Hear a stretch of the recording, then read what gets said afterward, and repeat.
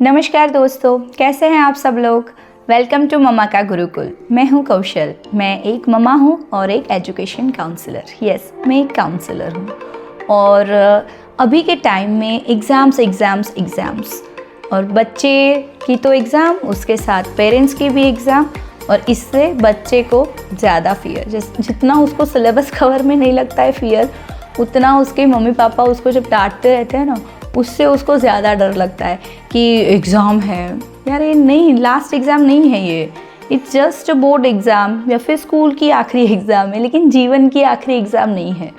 तो मेरा ये वीडियो एग्ज़ाम फियर के ऊपर है। चलिए तो फिर जल्दी से स्टार्ट कर लेते हैं। Every problem have solution. कुछ भी चीज़ अगर हम मैनेज करके शेड्यूल बना के करें तो वो बहुत ही ईजी हो जाती है। तो मैं आज मेरा एक्सपीरियंस शेयर करती हूँ आप सबके साथ। सिलेबस कवर करना चाहिए सबसे पहले। तो आपको सिर्फ यही मॉनिटरिंग करना है कि आपके बच्चे का जो भी स्टैंडर्ड है, जो भी स्ट्रीम है, छोटा है बड़ा है, जो भी है, एग्ज़ाम आ रही है, शेड्यूल मिल गया है, तो आपकी एक ही रिस्पॉन्सिबिलिटी रहती है कि उसका सिलेबस कंप्लीट हुआ है कि नहीं, और उसको कौन कौन से ऐसे चैप्टर्स है, कौन कौन से सब्जेक्ट है जिसमें उसको प्रॉब्लम आ रही है। सबसे पहले इस पे फोकस कीजिएगा, और वो जो है सब्जेक्ट्स, वो चैप्टर्स, उसका रिवीजन उसको बार बार करवाइए। अगर उसको समझ में नहीं आता है तो कोई एक्सपर्ट टीचर हो, उसका ट्यूशन्स, या फिर उसको आप खुद भी उसको पढ़ के 2-3 बार उसको रिपीट करवाइए। तो रिवीजन करवाना ये आपकी ज़िम्मेदारी है, और वो कौन सा रिवीजन कर रहा है वो भी आपको देखना है। तो एज अ पेरेंट हमें उसको ऐसे हेल्प करनी है, क्योंकि यही के टाइम में हम ट्यूशन, स्कूल, वो तो पढ़ता ही रहता है, लेकिन हमें ये मॉनिटर करना है कि उसको कहाँ पे प्रॉब्लम है, कौन सा सब्जेक्ट उसके लिए लो है, और कौन सा सब्जेक्ट है जिसमें उसके सबसे ज़्यादा मार्क्स कवर हो जा रहे हैं। तो लास्ट टाइम रिवीजन बस यही है कि जो भी वीक पॉइंट है उसको आप कवर अप कर लीजिए। दूसरी बात है कि एग्ज़ाम टाइम पे हम देखते हैं कि काफ़ी सारे बच्चे जो हैं उनका पेपर टाइम पे कंप्लीट नहीं होता है। तो आपको क्या करना है कि उसको राइट पोस्चर लिखने के लिए, क्योंकि घर में हम बिठाते हैं लिखने के लिए तो बेड पे बिठाते हैं या फिर डाइनिंग टेबल पे, कहीं पे भी वो बैठ के एकदम आराम से पेपर लिखता है। लेकिन जो क्लासरूम फियर है, जैसे क्लासरूम में जाके उसको एग्ज़ाम देना है, छोटी सी बेंच पे बैठना है और बेंच पे लिखना है, उसको पंखा नहीं चल रहा है, या फिर उसको एसी में अपने को तो बिठाया है बच्चे को घर में और वो एग्ज़ाम दे रहा है, लेकिन वहाँ पे क्लासरूम में कभी कभी एसी नहीं होता है, तो 3 घंटे का पेपर उसको वहीं पे बैठ के लिखना है। तो आप भी उसको वही एटमॉस्फेयर में पेपर लिखने की प्रैक्टिस करवाइए। शुरुआत में नहीं होगा, लेकिन कुछ टाइम के बाद एग्जैक्टली 3 घंटे में पूरा पेपर उसका कंप्लीट हो जाएगा। उसके बाद आता है उसका इवैल्यूएशन, यानी कि रिजल्ट्स। तो पेपर को हम इवैल्यूएट करते हैं कि बच्चे ने क्या लिखा है एज अ टीचर।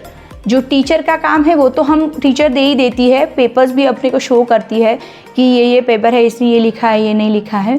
लेकिन अपने घर पे अगर बच्चे को बिठा रहे हैं तो एज अ पेरेंट अपने को भी चेक करना है कि कहाँ पे उसने गलती की है, और यही गलती वो वहाँ पे जाके एग्ज़ाम हॉल में ना करे।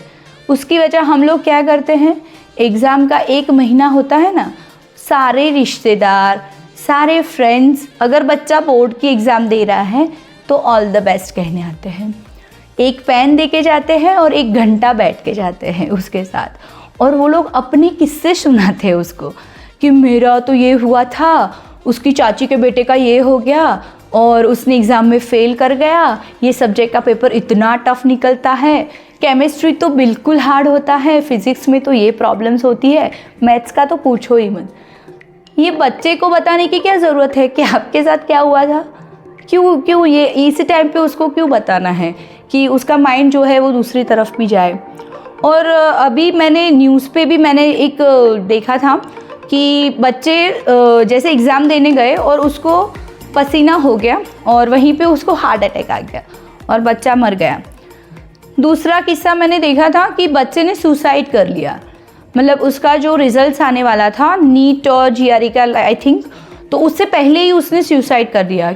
अरे यार, ये आखिरी एग्ज़ाम थोड़ी है, ये जीवन की आखिरी एग्ज़ाम है कि ये एग्ज़ाम ख़त्म तो जीवन ख़त्म नहीं। आप बच्चे को अपना मार्कशीट दिखाओ, आपने कौन सी एग्ज़ाम में क्या किया था, वो आप अपना एक्सपीरियंस शेयर करो कि ये लास्ट एग्ज़ाम नहीं है, हर वक्त कोई ना कोई मौका मिलता ही रहता है अपने को। और अगर ये नहीं हो रहा है कोई बात नहीं, हम दूसरा कुछ कर लेंगे, लेकिन उसका मोरल डाउन मत करो कि तुझे इतने मार्क्स लाने ही हैं, इसमें सिलेक्शन करना ही है और आगे जाके फिर उसमें हमने ये कॉलेज में एडमिशन लेना है। वो पूरा उसको तैयार करके मत भेजो कि अगर नहीं होगा तो ये हो जाएगा, नहीं होगा तो ये हो जाएगा, इतने पैसे बर्बाद हो जाएंगे। बच्चा टेंशन में आ जाता है ये सारी बातें सुन के, उसको जो आता है वो भी वो नहीं कर पाता है और प्रेशर उसके ऊपर पेरेंट्स का तो रहता ही है, ऊपर से उसकी इमेज, फ्रेंड्स, अभी तो वो भी है कि फ्रेंड्स में उसका एकदम बहुत ही होशियार लड़का है और वो फेल हो गया, तो फ्रेंड्स में भी उसकी जो इज्जत है वो कम हो जाती है। तो ये सारी बातें भी बच्चे को एकदम से लग जाती है दिल पे और वो कुछ ना कुछ कर बैठता है। तो अपने को उसके ऊपर ध्यान देना है, प्यार से दोस्त बन के। अगर नहीं आता है कोई बात नहीं, नेक्स्ट टाइम कर लेंगे, लेकिन अभी के टाइम जो आता है उस पर फोकस करो, जो नहीं आता है चलेगा, लेकिन जितना हो सके उतना कोर्स कवर कर लिया है जो भी, उसके ऊपर फोकस करें। और आप भी याद रखिए कि ये एग्ज़ाम आखिरी एग्ज़ाम नहीं है आपके बच्चे की। आपने याद कीजिए वो दिन जब बच्चे को पैदा किया था, कितनी मन्नतें मांगी थी, कैसे आपने उसको पाला पोसा, इतना बड़ा किया। अगर उसकी मौत के समाचार आपके ऊपर आए कि वो गिर गया, यहीं से कूद गया, या फिर उसने पॉइज़न ले लिया, या फिर पंखे से लटक गया, तो ये एक मदर के लिए बहुत ही मतलब सुन ही नहीं पाते ये। तो बस एग्ज़ाम फियर उसका इसी तरह से दूर कीजिए और काउंसलिंग कीजिए उसका, बच्चे का, और हो सके बच्चे के साथ टाइम स्पेंड कीजिए। आपके जो भी सोशल फंक्शन है उसको उस टाइम के लिए अवॉइड कर दीजिए। प्रॉपर डाइट दीजिए उसको, जूस, पानी रेगुलर वो कितना पी रहा है, सब कुछ ध्यान रखें उसका, और एकदम फ्रेश एटमॉस्फेयर रखें उसके आजू बाजू। स्पेशली ऐसे कोई नेगेटिव पर्सन को वहाँ पे उसके साथ ज़्यादा देर तक नहीं बिठाए। और ये ट्रेंड का तो मैं खिलाफ़ हूँ इसके, कि बच्चों की एग्ज़ाम है, आप उसको पेन देने जाते हो और आधा घंटा बैठ के आते हो। तो हो सके तो अब हम ये बंद करते हैं, हम उसको एक मैसेज करके भी बता सकते हैं, या तो फिर उसकी एग्ज़ाम ख़त्म हो जाए उसके बाद हम उससे मिलने जाएंगे कि कैसी रही एग्ज़ाम। ठीक है, चलिए, थैंक यू वेरी मच। मिलते हैं मेरे नेक्स्ट वीडियो में। लाइक, शेयर और सब्सक्राइब करना मत भूलिएगा। And all the best all the students.